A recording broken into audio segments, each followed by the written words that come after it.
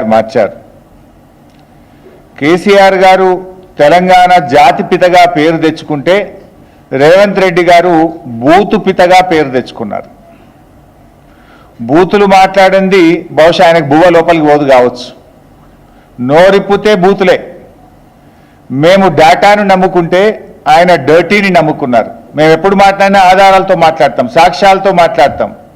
కానీ బట్టగాల్చి మీరేసే రకం రేవంత్ రెడ్డి. ఇప్పుడు నిన్న మీరందరూ కూడా అసెంబ్లీలో నిన్న చూశారు.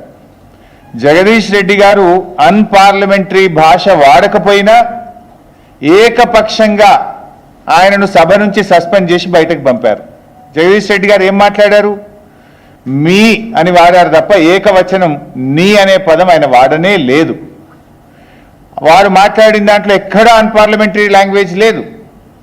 ఆయన తప్పు మాట్లాడకపోయినా జగదీష్ రెడ్డి గారిని బయటకు పంపారు. మరి నిన్న రేవంత్ రెడ్డి గారు మాట్లాడిన భాష ఏంది? ఓ బూత్ సినిమాకు రాసుకున్న స్క్రిప్ట్ లాగా ఉంది. అదేమన్నా ప్రజలకు పనికొచ్చేది ఉందా? రాష్ట్రానికి సంబంధించింది ఏమైనా ఉన్నదా? అడ్డమైనటువంటి ఈ భాషకు ఆద్యుడే రేవంత్ రెడ్డి. ఇవాళ ఆయన ఏదో పెద్ద నీతి వాక్యాలు మాట్లాడుతూ ఇవాళ ప్రయత్నం చేస్తున్నాడు. అసలు నువ్వు ప్రతిపక్షంలో ఉన్నప్పుడే సొంత పార్టీ నాయకులను సోషల్ మీడియాలో ట్రోలింగ్ చేసినటువంటి చరిత్ర రేవంత్ రెడ్డి గారిది. వ్యక్తిత్వ హననం చేయడాన్ని వృత్తిగా ఎంచుకున్న ఫస్ట్ అండ్ వర్స్ట్ పొలిటీషియన్ ఈరోజు రేవంత్ రెడ్డి గారు. రేవంత్ రెడ్డి గారు is the father of false narratives. Revanth Reddy గారు is father of body shaming. Revanth Reddy is father of foul language. Revanth Reddy is father of social media sinners. అబద్ధాలకు బ్రాండ్ అంబాసిడర్ ఎవరు అంటే అది రేవంత్ రెడ్డి అని చెప్పక తప్పదు. నిన్నేదో జీఎస్టీ వేయాలని చెప్పిండు అబద్ధాలకు.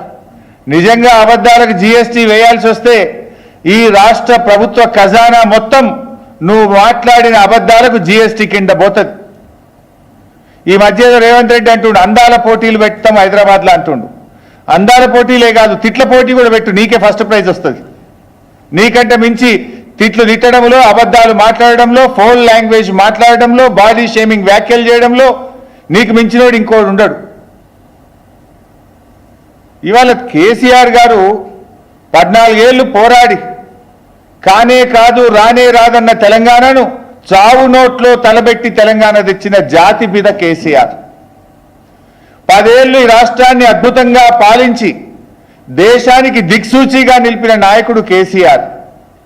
జిఎస్డిపి పెరుగుదలలో, పర్ క్యాపిటా పెరుగుదలలో, ఎస్ఓఆర్ స్వంత ఆదాయ వనరుల అభివృద్ధి పెరుగుదలలో, విద్యుత్ వినియోగములో, ప్రతి ఇంటికి త్రాగునీరు అందించడములో, సాగు విస్తీర్ణం పెంచడములో, పంటల ఉత్పత్తి పెంచడములో, మిషన్ కాకతీయ ద్వారా, రైతు బంధు ద్వారా దేశానికి ఆదర్శంగా నిలిచిన నాయకుడు కేసీఆర్. కొత్త రాష్ట్రానికి ఒక దిశ నిలిపిన నాయకుడు కేసీఆర్. ఆయన పట్టుకొని నువ్వు మార్చురీకి